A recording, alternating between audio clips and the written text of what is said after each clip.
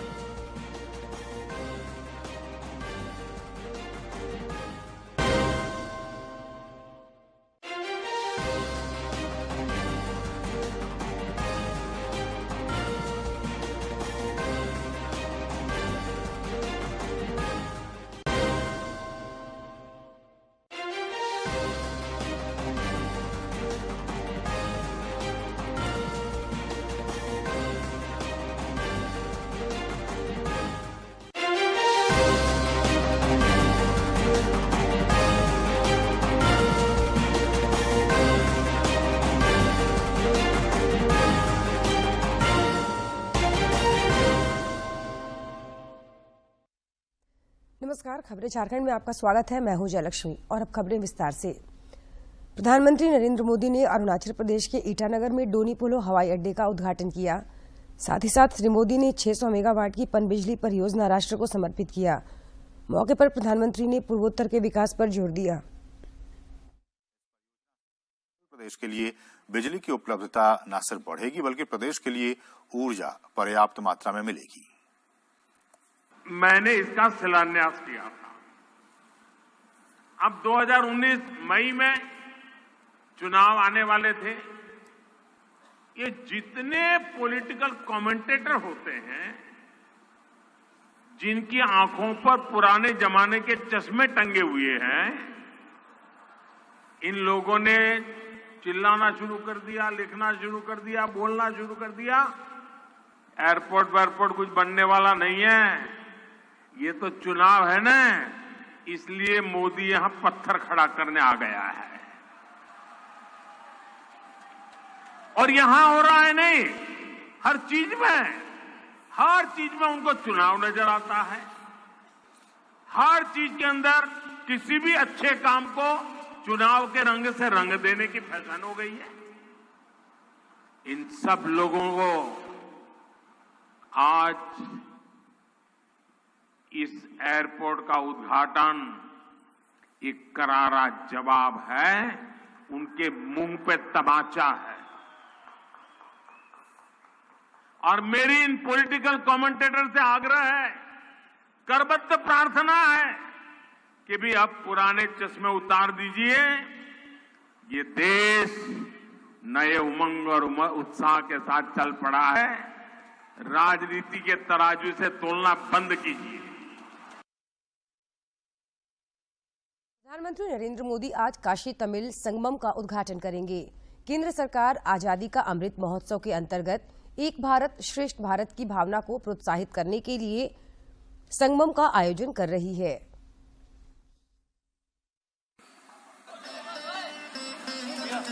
प्रधानमंत्री नरेंद्र मोदी के एक भारत श्रेष्ठ भारत के विचार को आगे बढ़ाने के लिए तमाम कदम उठाए जा रहे हैं। इसी विजन को प्रतिबिंबित करने वाली एक अहम पहल के तहत काशी में 1 महीने तक चलने वाले कार्यक्रम काशी तमिल संगमम का आयोजन किया जा रहा है। शनिवार को प्रधानमंत्री नरेंद्र मोदी इसका उद्घाटन करेंगे। काशी तमिल संगमम पर पूरा वाराणसी ही नहीं, आसपास के जिलों से भी लोगों में उत्सुकता और उत्साह है और प्रशासन की ओर से इसके लिए तैयारियां भी पूरी कर ली गई हैं। मैं खुद तमिलनाडु से हूं और ये माननीय प्रधानमंत्री जी का एक बहुत अच्छी सोच है। ऐसे दक्षिण कोने के जो एक संस्कृति है उसको उत्तर भारत में उत्तर प्रदेश के संस्कृति के साथ जोड़ के देखना, एक संस्कृति से दूसरे संस्कृति का मिलान करना, एक दूसरे से सीखना एक बहुत अच्छी पहल है। काशी तमिल संगमम के आयोजन में शिक्षा मंत्रालय केंद्रीय भूमिका में है। केंद्रीय शिक्षा मंत्री धर्मेंद्र प्रधान तैयारियों का जायजा लेने के लिए काशी के विभिन्न स्थानों पर जा रहे हैं। धर्मेंद्र प्रधान ने काशी स्थित सुब्रमण्यम भारती के आवास पर जाकर उनके परिजनों से मुलाकात की और परिवार के 96 वर्षीय केवी कृष्णन का आशीर्वाद। तमिलनाडु और काशी देश के दो सबसे महत्वपूर्ण और प्राचीन शिक्षा केंद्र है। इस कार्यक्रम का उद्देश्य दोनों क्षेत्रों के विद्वानों, विद्यार्थियों, दार्शनिकों, व्यापारियों, कारीगरों, कलाकारों आदि सहित जीवन के सभी क्षेत्रों के लोगों को एक साथ लाने, अपने ज्ञान, संस्कृति और श्रेष्ठ प्रथाओं को साझा करने तथा एक दूसरे के अनुभव से सीखने का अवसर प्रदान करना है। इस कार्यक्रम में तमिलनाडु के 2500 से अधिक प्रतिनिधि ट्रेन से काशी पहुंच रहे हैं। इन प्रतिनिधियों का विभिन्न स्टेशनों पर भव्य स्वागत किया गया। काशी तमिल संगमम में जाने वाले तमाम डेलीगेट्स का स्वागत हर स्टेशन पर जोर शोर से हो रहा है। यहाँ पर स्वागत किया जा रहा है लोगों का, उन्हें फूल देकर, और हर स्टेशन पर इस तरह का माहौल है। चाहे विजयवाड़ा हो या फिर इटारसी हो, इस तरह से लोगों को फूल उनका स्वागत कर रहे हैं, फूलों की झड़ी लगा। काशी तमिल संगमम का मकसद तमिलनाडु और काशी के बीच सदियों पुराने संबंधों का उत्सव मनाना है। इसके लिए दोनों क्षेत्रों के हथकरघा, हस्तशिल्प, ओडीओपी उत्पादों, पुस्तकों, वृत्तचित्रों, व्यंजनों, कला रूपों, इतिहास और पर्यटन स्थलों आदि की 1 महीने की प्रदर्शनी भी काशी में लगाई जाएगी। वाराणसी से अश्विनी और हरिकेश और आयशा खानम के साथ ब्यूरो रिपोर्ट, डीडी न्यूज। केंद्रीय शिक्षा मंत्री धर्मेंद्र प्रधान काशी तमिल संगमम की कल पूर्व संध्या पर आयोजित कार्यक्रम में शामिल हुए।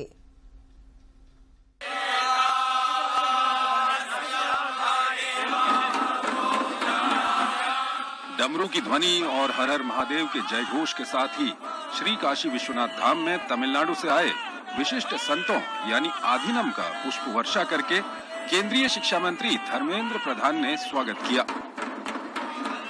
बाबा विश्वनाथ का दर्शन, पूजन, अर्चन और परिक्रमा करके ये समूह पहुंचा शंकराचार्य चौक, जहां पर एक विशेष कार्यक्रम में सभी आधीनम का पुष्पार्पण और अंग वस्त्रम से स्वागत किया गया।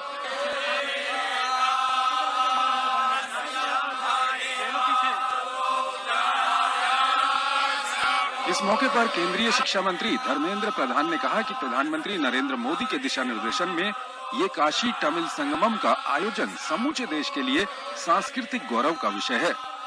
सुब्रमण्यम भारती जी तमिल भाषाभाषी थे, संस्कृत की विद्वान थे, हिंदी की पारंगम थे, अंग्रेजी भाषा में उनकी दक्षता अपार थी। ये एक महाव्यापी तमिल कार्तिक महीने में ट्रेन चल पड़ी है तमिलनाडु से। हम सब उत्सुक हैं उनको स्वागत करने के लिए। काशी में काशी के नया रूप बंद किया है। राज्यपाल रमेश बैस आज देवघर के दौरे पर हैं। देवघर दौरे के क्रम में श्री बैस बाबाधाम मंदिर में पूजा अर्चना करेंगे। इससे पहले देवघर जाने के क्रम में बोकारो पहुंचने पर राज्यपाल को गार्ड ऑफ ऑनर दिया गया। मौके पर जिले के उपायुक्त कुलदीप चौधरी और पुलिस अधीक्षक चंदन झा समेत कई अधिकारी मौजूद थे।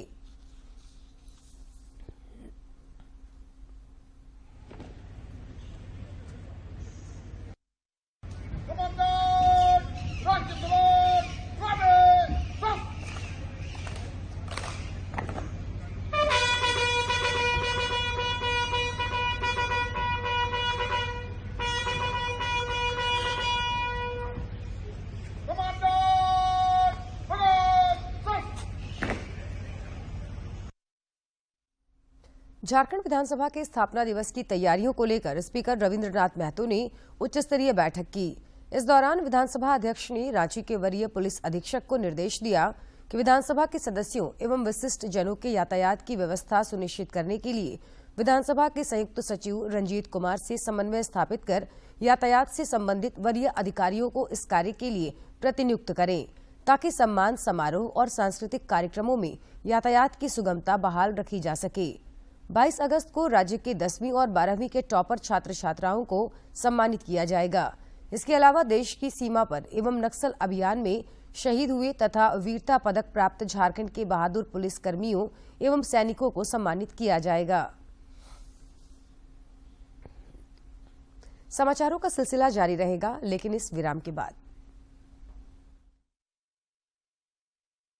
पूरे राज्य में सीएम हेमंत सोरेन के कुशल नेतृत्व में राज्य सरकार लोगों के द्वार गई। और मैं जहाँ जा रहा हूँ उन सभी जगह एक उत्साह का माहौल हमें देखने को मिल रहा है। किसी का 3 साल, 5 साल, 10 साल, 15 साल की समस्या का समाधान वही शिविर में किया जा रहा है। हर जगह लोगों के चेहरे पर एक खुशी दिखाई दे रही है। में एक ही परिवार के 3 जन को लाभ मिला है। सरकार जो है एक एक छोटी छोटी चीज को लेके माने घर में गांव तक जा रही सरकार। आज तक पेंशन के लिए भटक रही थी, लेकिन हेमंत सरकार ने आज घर घर दरबार लगा दिया। आपकी योजना, आपकी सरकार, आपके द्वार कार्यक्रम के तहत सभी वर्ग के लाखों जरूरतमंद लोगों को सरकार की विभिन्न कल्याणकारी योजनाओं से जोड़ा गया।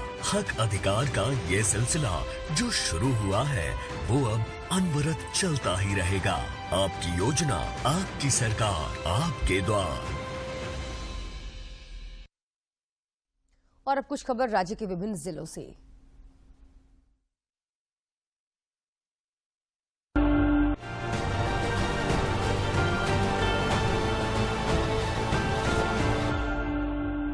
झारखंड उच्च न्यायालय के मुख्य न्यायाधीश डॉक्टर रवि रंजन और न्यायाधीश सुजीत नारायण प्रसाद की खंडपीठ में धनबाद के जज उत्तम आनंद हत्याकांड मामले की सुनवाई हुई। सीबीआई ने अदालत को बताया कि इस मामले में व्हाट्सएप चैट मंगाया गया है। इसके लिए मिनिस्ट्री ऑफ होम अफेयर्स में आवेदन दिया गया है। पश्चिमी सिंहभूम जिले के टोंटा थाना क्षेत्र के बांकी लोहिया इलाके से पुलिस ने 5 केन आईईडी बम बरामद किया है। एसपी आशुतोष शेखर ने बताया कि गुप्त सूचना के आधार पर सर्च अभियान के दौरान आईईडी बरामद किया गया। रांची के उपायुक्त राहुल कुमार सिन्हा ने कृषि टास्क फोर्स की बैठक की। बैठक में उपायुक्त की ओर से केसीसी सहित अन्य योजनाओं के लिए किसानों के ई-केवाईसी की विस्तार से समीक्षा की गई। प्रखंडवार ई-केवाईसी की समीक्षा करते हुए उपायुक्त ने छूटे हुए किसानों के लिए डोर टू डोर केवाईसी करने का निर्देश दिया। रांची के दरभंगा हाउस स्थित सीसीएल मुख्यालय में कोयला मंत्रालय के अपर सचिव वीके तिवारी ने सीसीएल और सीएमपीडीआई के कार्य निष्पादन की समीक्षा की। मौके पर उन्होंने कोयला उत्पादन एवं प्रेषण पर विस्तार से चर्चा करते हुए सभी महाप्रबंधक, विभागाध्यक्ष को आवश्यक दिशा निर्देश दिए। केंद्रीय सरना समिति और अखिल भारतीय आदिवासी विकास परिषद 21 नवंबर को राजभवन के समक्ष धरना देगा। रांची नगर निगम का महापौर पद से अनुसूचित जनजाति से हटाकर अनुसूचित जाति के लिए आरक्षित करने के विरोध में यह धरना दिया जाएगा। अखिल भारतीय विद्यार्थी परिषद की रांची महानगर इकाई द्वारा सूरज सिंह मेमोरियल महाविद्यालय में व्याप्त समस्याओं को लेकर 1 दिवसीय धरना प्रदर्शन किया गया। साथ ही महाविद्यालय के मुख्य गेट पर तालाबंदी की गई। मौके पर बड़ी संख्या में कॉलेज के छात्र छात्राओं ने महाविद्यालय प्रशासन के खिलाफ जोरदार नारेबाजी की। रांची के कांके थाना क्षेत्र के रिंग रोड में हुई सड़क दुर्घटना में चालक और खलासी की मौत हो गई। बताया जा रहा है कि लॉ यूनिवर्सिटी के समीप नेवरी चौक से तेज गति से आ रहे अनियंत्रित टर्बो ट्रक डिवाइडर से टकरा गई। इसके बाद ट्रक पलट गया, जिससे ट्रक के चालक और खलासी की मौके पर मौत हो गई। ईडी के विशेष न्यायाधीश की अदालत में खनन घोटाले से जुड़े मनी लॉन्ड्रिंग के आरोपी बच्चू यादव की जमानत याचिका पर सुनवाई हुई। अदालत ने सुनवाई के बाद जमानत याचिका खारिज कर दी। रांची की महापौर आशा लकड़ा ने वार्ड 2, 3, 4, 34 और 53 में करीब 2 करोड़ रुपए की लागत से बनने वाली 6 योजनाओं का शिलान्यास किया। इस मौके पर कांके विधायक समरीलाल, संबंधित वार्ड के पार्षद और भाजपा के कार्यकर्ता एवं स्थानीय लोग उपस्थित थे। पलामू पुलिस ने हुसैनाबाद थाना क्षेत्र के देवरी ओपी चेकपोस्ट के पास चेकिंग के दौरान एक 4 पहिया वाहन से अवैध रूप से ले जा रहे 2 देशी बंदूक और 8 गोली बरामद किया है। पुलिस ने इस कार्य में संलिप्त 4 आरोपियों को गिरफ्तार किया है।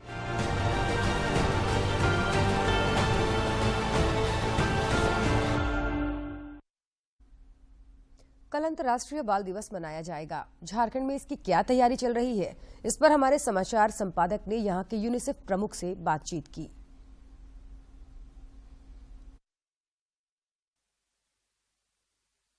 झारखंड यूनिसेफ की चीफ डॉक्टर के मित्र हमारे साथ हैं। इनसे हम जानने की कोशिश करेंगे कि जो 20 नवंबर को अंतर्राष्ट्रीय बाल दिवस मनाया जाता है उसको किस तरीके से झारखंड में सेलिब्रेट किया जा रहा है और इस बार उसका क्या कुछ थीम है, जानते हैं। क्या मैम, किस तरह से तैयारी है? इस बार जो अंतर्राष्ट्रीय बाल दिवस का थीम है वो है स्पोर्ट्स, डाइवर्सिटी और इंक्लूशन। तो खेल के बारे में है और खेल कैसे सब बच्चों को एक साथ कर सकते हैं, उसमें जो फ़र्क होता है वो कैसे मिटा सकते हैं, इसके बारे में ये इस बार का थीम है। और यूनिसेफ तो ये बाल दिवस जो सेलिब्रेट करता है, आपको पता है कि 14 नवंबर है जातीय बाल अधिकार दिवस और 28 है अंतर्राष्ट्रीय। तो ये पूरा हफ्ता को हम लोग बोलते हैं बाल अधिकार हफ्ता। तो जो हम लोग का कोशिश है कि ये हफ्ता में सबके सामने बाल अधिकार के बारे में चर्चा करना। उसके साथ ये भी है कोशिश कि जो बालक बालिका किशोर किशोरी वो भी इसके बारे में समझे और उसका भागीदारी कैसे हो सकता है, ये भी हम लोग कोशिश करते हैं। सब उसके बारे में उसका बालक बालिका बच्चों का जो इश्यूज है उसके बारे में वो खुद बोले, ये भी हम लोग प्रमोट करते हैं। तो ये 2 तरीके से हम लोग कोशिश करते हैं ये सेलिब्रेट करना। एक चीज लगातार ये देखने में आता है कि यूनिसेफ लगातार जो है वो बाल अधिकार को लेकर काफी सजग है और लोगों को इसके प्रति जागरूक भी करता है कि फैमिली में भी बच्चों को एक जो उनका सुरक्षा का भावना हो वो पैदा होना चाहिए, सोसाइटी में इस तरह की चीजें पैदा होनी चाहिए। वैसे में जो अंतर्राष्ट्रीय बाल दिवस है इसके कई मायने और प्रतीक के तौर पर इस बार राजभवन को, जो रांची का राजभवन है, उसे ब्लू कलर में एक तरीके से वहां पर लाइटिंग की जाएगी। क्या कुछ इसके अगर वो ब्लू कलर देख के, जो आइकॉनिक बिल्डिंग, हेरिटेज बिल्डिंग देख के, वो हम लोग क्यों बोल रहे हैं कि we are again trying to bring that focus on child rights, बाल अधिकार के बारे में फोकस और विजिबिलिटी लाने के लिए ये सारे हो रहा है। और जैसे रांची में हम लोग राजभवन लास्ट 3 साल से राजभवन ब्लू होता है, सो इस बार भी राजभवन ब्लू हो जाएगा ताकि लोग का प्रश्न भी जागे क्यों हो रहा है। सो बाल अधिकार के बारे में सबको थोड़ा सा पता चल जाएगा, इसीलिए हम लोग ऐसे करते हैं। जैसे दिल्ली में इंडिया गेट होगा तो इधर राजभवन हो रहा है। तो 20 तारीख को जो क्या कुछ विशेष कार्यक्रम है और किन बिंदुओं पर आप लोग चर्चा करेंगे और कितने बच्चा उसमें इकट्ठा शामिल हो रहा है? 20 तारीख में एक स्पेशल प्रोग्राम है राजभवन, जो राज्यपाल, माननीय राज्यपाल के साथ 200 से अधिक बच्चे, वो उसका समिट हम लोग बोल रहे हैं, समिट होगा जिसमें बच्चे उनका खुद का जो इश्यूज है, उस खुद का जो अधिकार है, उसका जो भागीदारी है, इसके बारे में उधर चर्चा होगा, माननीय राज्यपाल के साथ होगा। और हम लोग आशा है कि इससे भी बहुत सारे खाली जो बच्चे हैं उसका तो उसमें तो एक बहुत एंथुसियाज्म आएगा ही, क्योंकि वो उसको मौका मिलेगा कि वो राज्यपाल, माननीय राज्यपाल के साथ बातचीत करे। और आम जनता की भी उसका भी ये जो चाइल्ड राइट्स है, बाल अधिकार के बारे में उसका भी हम लोग प्रमोट कर सकेंगे, करेगा। एंड स्पेशली जो हम लोग पार्टिसिपेशन बोलते हैं, भागीदारी बोलते हैं, वो भी एक बाल अधिकार होता है।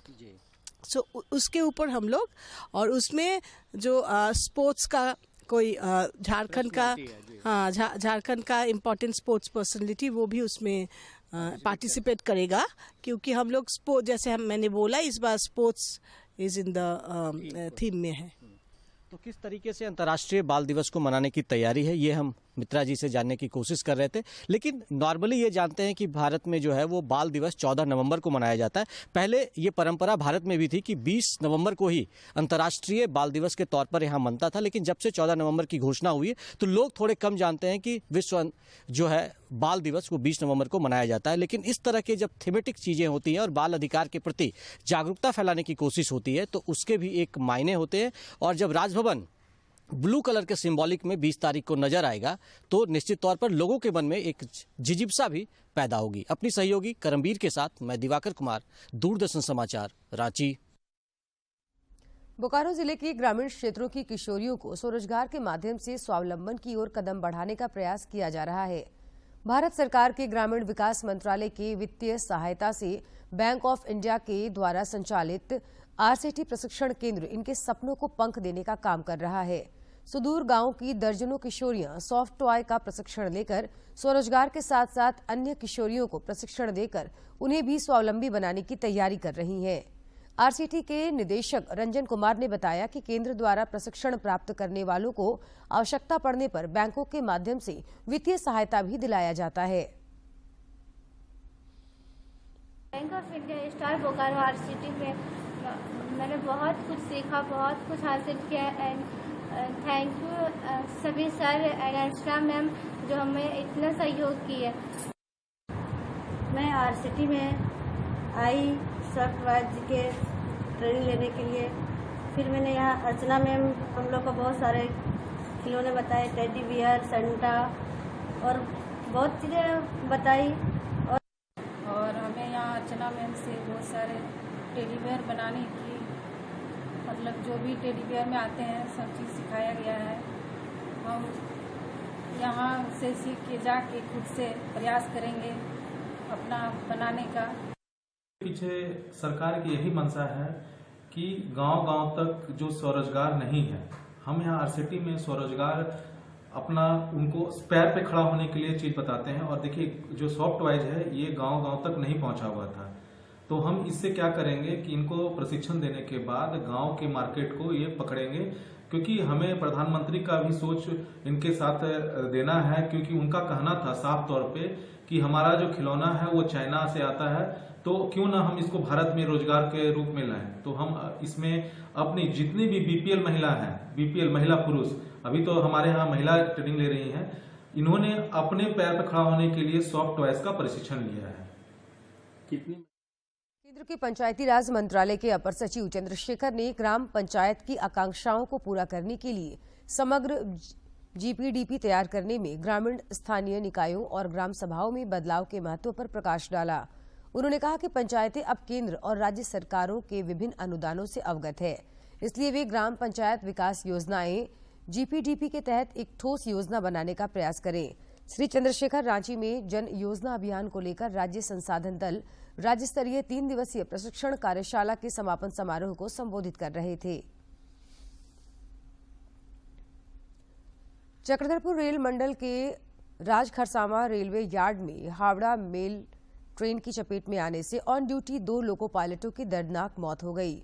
सूत्रों से मिली जानकारी के अनुसार लोको पायलट टीके सहाना और सहायक लोको पायलट मोहम्मद अख्तर आलम राजखरसावा रेलवे स्टेशन के यार्ड में मालगाड़ी का इंजन बदल रहे थे।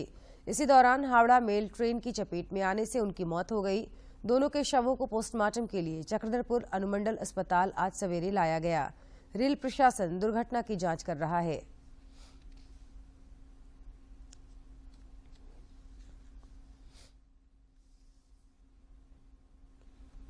कोडरमा के झुमरी तिलैया नगर परिषद अध्यक्ष पद का सीट सामान्य होने के साथ ही राजनीतिक समीकरण तेजी से बदलने लगा है। साल भर पहले अध्यक्ष पद का चुनाव महिला आरक्षित किए जाने का प्रस्ताव भेजा गया था, लेकिन गुरुवार को झुमरी तिलैया नगर परिषद अध्यक्ष सीट सामान्य घोषित किया गया है। इसके बाद पुरुष उम्मीदवारों ने भी दावेदारी पेश करनी शुरू कर दी है।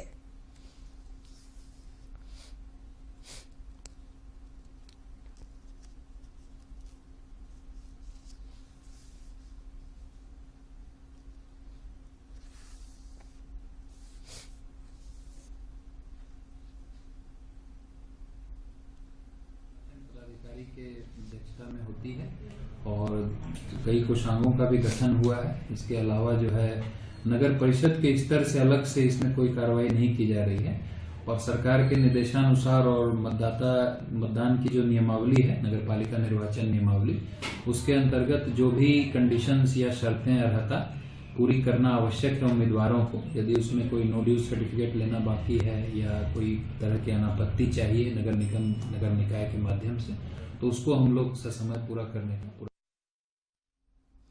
नई दिल्ली में आयोजित अंतर्राष्ट्रीय व्यापार मेले में झारखंड के उत्पादों की प्रदर्शनी की दर्शक सराहना कर रहे हैं।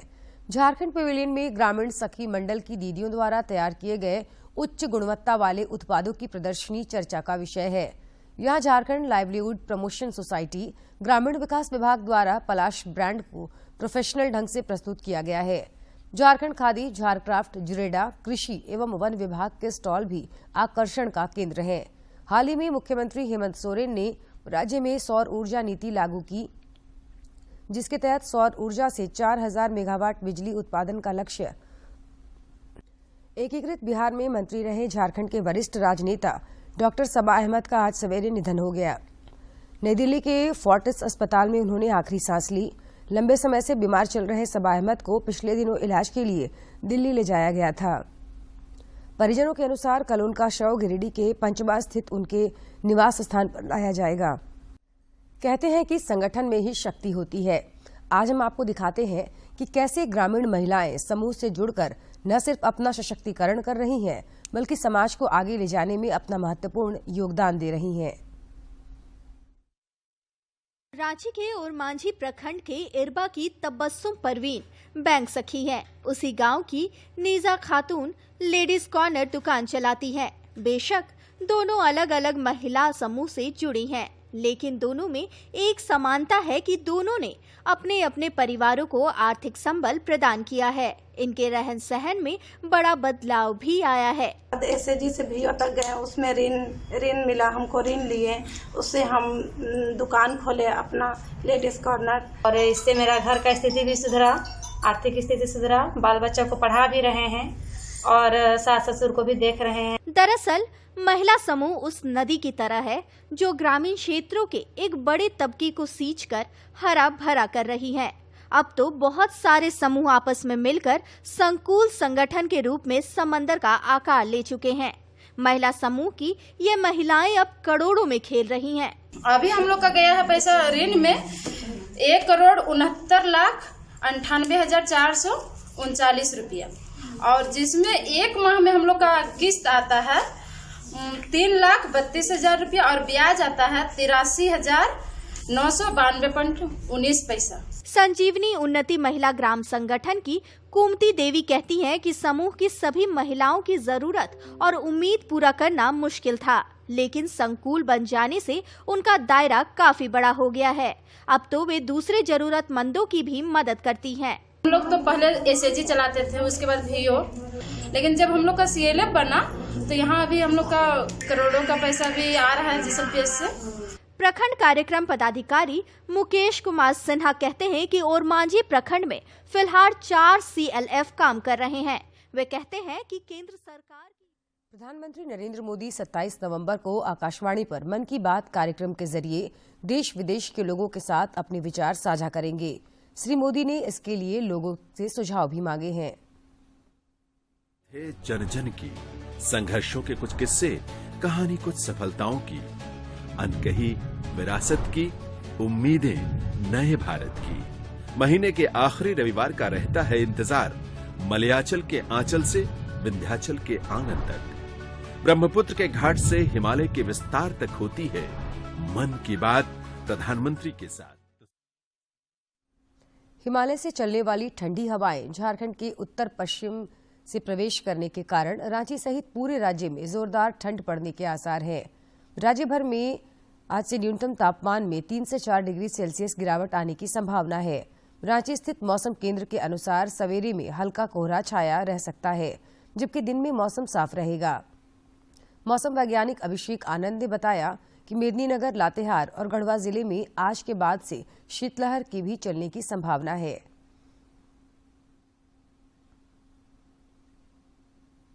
और खबरों के अंत में एक नजर मुख्य समाचार पर।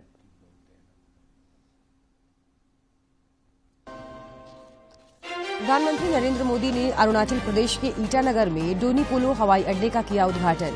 600 मेगावाट का पनबिजली परियोजना राष्ट्र को समर्पित। राज्यपाल रमेश बैस देवघर के दौरे पर बाबाधाम मंदिर में करेंगे पूजा अर्चना। बोकारो पहुंचने पर जिला प्रशासन की ओर से दिया गया गार्ड ऑफ ऑनर। झारखंड विधानसभा के स्थापना दिवस को लेकर स्पीकर ने की उच्च स्तरीय बैठक। शहीद पुलिसकर्मियों, सैनिकों के आश्रितों और टॉपर छात्रों को किया जाएगा सम्मानित।